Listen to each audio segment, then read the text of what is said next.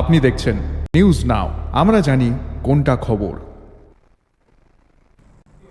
सरकार ने अपनी ही पार्टी के श्रमिक संगठन के खिलाफ अभूतपूर्व कदम उठाया है। राज्य सरकार को आखिरकार ऊर्जा संकट को दूर करने और धर्मनगर में गतिरोध को संभालने के लिए भारतीय मजदूर संघ के नेताओं को काबू में लाने के लिए ESMA जारी करना पड़ा। राज्य सरकार को आखिरकार पार्टी के श्रमिक संगठन भारतीय मजदूर संघ के लापरवाह नेता को काबू में करने के लिए ESMA लागू करने को मजबूर होना पड़ा। सूचना विशेषज्ञों का मानना है कि राजनीतिक संदर्भ में यह घटना दुर्लभ है। धर्मनगर स्थित इंडिया ऑयल कॉरपोरेशन डिपो में भीषण गतिरोध हुआ।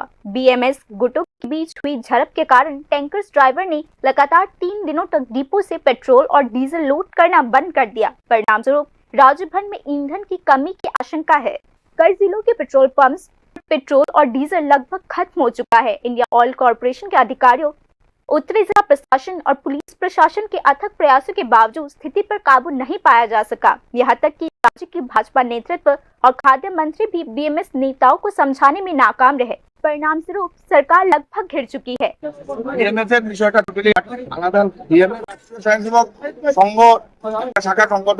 রাষ্ট্রীয় স্বয়ংসেবক জানে, আমি বলেছি যে প্রতিবয় কিছু মানুষ, এটা আমি BMS এর জায়গায় এটা রাষ্ট্রীয় স্বয়ংসেবক সংঘ দ্বারা পরিচালিত, তাই প্রতিবয় কিছু মানুষ এটা প্রচেষ্টা করুন, যেই সরকারের কাজ করার চেষ্টা করবে তাকে আমরা সরকার বিরোধী বলে আমরা মনে করব, জনগণের বিরোধী বলে মনে করব।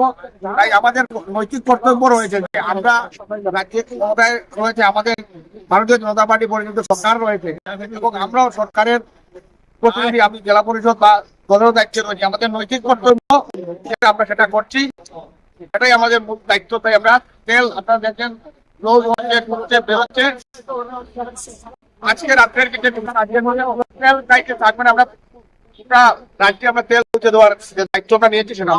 अंततः खाद्य विभाग के अनुरोध पर गृह विभाग ने Tripura essential service maintenance act 2019 या ESMA लागू कर दिया। जनहित में ईंधन की सामान्य आपूर्ति बनाए रखने के लिए हड़ताल सहित सभी प्रकार की नाकेबंदी गतिविधियों पर प्रतिबंध लगा दिया गया है। आदेश में स्पष्ट रूप से कहा गया है, यदि कोई व्यक्ति या संगठन इस कानून का उल्लंघन करती है तो कड़ी कानूनी कार्रवाई की जाएगी। गृह विभाग ने आदेश में चेतावनी दी। राज्य सरकार का यह कदम उसकी अपनी पार्टी के कार्यकर्ताओं द्वारा उठाया गया कदम है। विशेषज्ञों का कहना है कि प्रशासनिक सख्ती का यह पहला उदाहरण है। गौरतलब है कि RSS के छत्र छाया में भारतीय मजदूर संघ के नेता भाजपा के प्रदेश नेतृत्व यहाँ तक कि मुख्यमंत्री के आदेशों का भी पालन नहीं कर रही है। सत्तारूढ़ खेमे से यही आरोप लग रहे हैं।